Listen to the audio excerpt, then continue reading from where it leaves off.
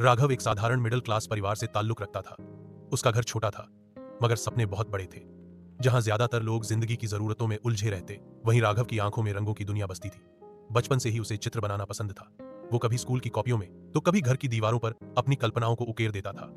उसके हाथों में जैसे कोई जादू था।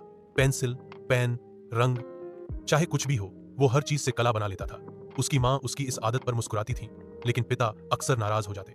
उन्हें लगता था कि बेटा पढ़ाई से भटक रहा है और ये पेंटिंग वेंटिंग कुछ काम की चीज नहीं।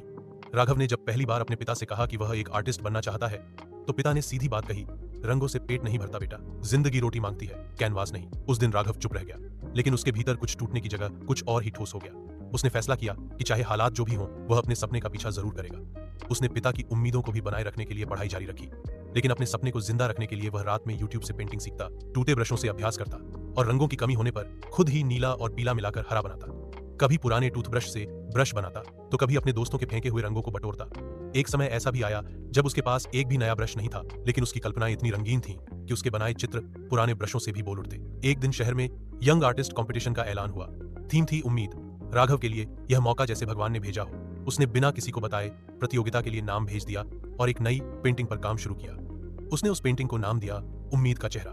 वह एक लड़की की आंखें बना रहा था, जिसमें दर्द, खामोशी और भीतर छिपी एक मजबूत उम्मीद दिखती थी। हर स्ट्रोक में भावना थी, हर रंग में एक कहानी। उसने दिन रात मेहनत की, अपनी नींद, आराम सब कुर्बान कर दिया। वो जानता था यह प्रतियोगिता सिर्फ एक मौका नहीं, बल्कि उसका सपना था। प्रतियोगिता से ठीक एक रात पहले उसकी मां की तबीयत अचानक बहुत बिगड़ गई। उसे तेज बुखार और सांस लेने में तकलीफ होने लगी। राघव घबरा गया। रात के अंधेरे में वह मां को लेकर अस्पताल भागा। दवाइयों, डॉक्टर, इलाज। उस रात उसने एक बेटे की सारी जिम्मेदारियां निभाई और उसके सपनों का कैनवास वहीं घर में अधूरा रह गया। पेंटिंग का एक कोना अब भी खाली था, बिना रंग, बिना स्ट्रोक। अगली सुबह प्रतियोगिता थी। राघव जानता था कि वह अब हिस्सा नहीं ले पाएगा, लेकिन उसका दोस्त अजय उसकी अधूरी पेंटिंग चुपके से आयोजकों तक ले गया। पहले तो लोगों ने कहा, ये क्या लाए हो, अधूरी पेंटिंग। लेकिन जब जजों ने उस चित्र को देखा तो कमरे में खामोशी छा गई। उस लड़की की आंखें बोल रही थीं, दर्द, साहस और ख्वाब सब कुछ उसमें समाया था।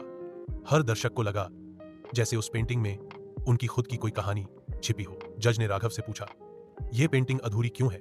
और राघव ने जवाब दिया, कभी कभी जिंदगी भी अधूरी रह जाती है, पर इसका मतलब यह नहीं कि वो खूबसूरत नहीं है, बस वह पल ही निर्णायक था। तालियों की गूंज उठी। उस दिन राघव को प्रतियोगिता में पहला पुरस्कार मिला और उसी के साथ एक नामी आर्ट स्कूल में फुल स्कॉलरशिप भी। वह दिन उसके जीवन का पहला बड़ा मोड़ था। आर्ट स्कूल में राघव की दुनिया ही बदल